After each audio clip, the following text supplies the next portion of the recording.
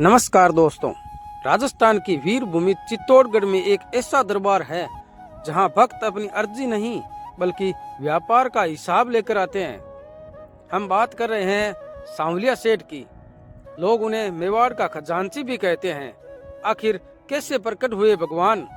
क्या है वो दिव्य रहस्य कि यहाँ कागज पर लिखी मन्नत भी पूरी हो जाती है?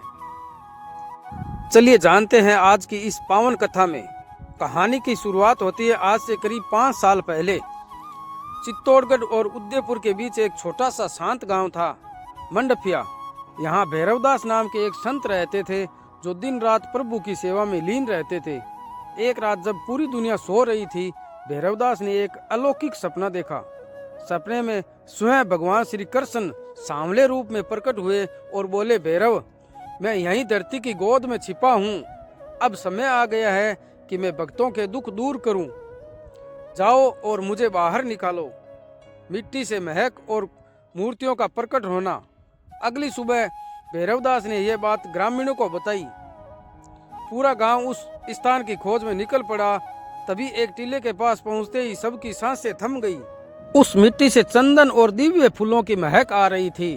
जैसे ही खुदाई शुरू हुई, वहां से एक नहीं बल्कि 3 दिव्य मूर्तियां प्रकट हुई। सांवले सलोने श्री कृष्ण यानी सांवलिया सेठ, उनके भ्राता बलराम जी और एक चतुर्भुज रूप। मूर्तियों की चमक ऐसी थी कि देखने वालों की आंखों में खुशी के आंसू आ गए। ऐसा लग रहा था मानो भगवान सदियों से अपने भक्तों का इंतजार कर रहे थे। जब सेठ ने संभाला व्यापार, जैसे ही मूर्तियां स्थापित हुई, गांव की किस्मत बदल गई।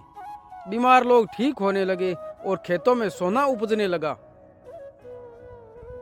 यहीं से शुरू हुआ चमत्कारों का सिलसिला। व्यापारियों के आज भी बड़े बड़े व्यापारी अपने मुनाफे का एक हिस्सा यानी पार्टनरशिप के तौर पर सांवलिया सेठ के नाम से निकालते हैं और कहते हैं जो उन्हें अपना पार्टनर बनाता है उनका बिजनेस कभी घाटे में नहीं जाता। यहाँ भक्त अपनी परेशानियां एक कागज पर लिखकर सेठ जी के चरणों में छोड़ देते हैं। भक्तों का अटूट विश्वास है कि यहाँ यह कागज सीधा भगवान के दफ्तर में जाता है और सुनवाई पक्की होती है। यहाँ 24 घंटे भंडारा चलता है और दान पात्र में से निकलने वाली राशि देखकर दुनिया हैरान रह जाती है।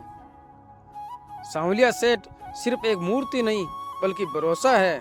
वे सिखाते हैं कि अगर मन सच्चा है और कर्म नेक तो भगवान खुद आपके जीवन में मैनेजर बन जाते हैं। तो दोस्तों, अगर आप भी जीवन की उलझनों में फंसे हैं तो एक बार सच्चे मन से बोलिए, जय सांवलिया सेठ की। आपकी हर मुराद पूरी होगी। अगर आपको ये कहानी अच्छी लगी है तो इसे अपने दोस्तों के साथ शेयर करें और कमेंट में जय सांवलिया सेठ जरूर लिखें। ऐसी ही दिव्य कथाओं से हमसे जुड़े रहें।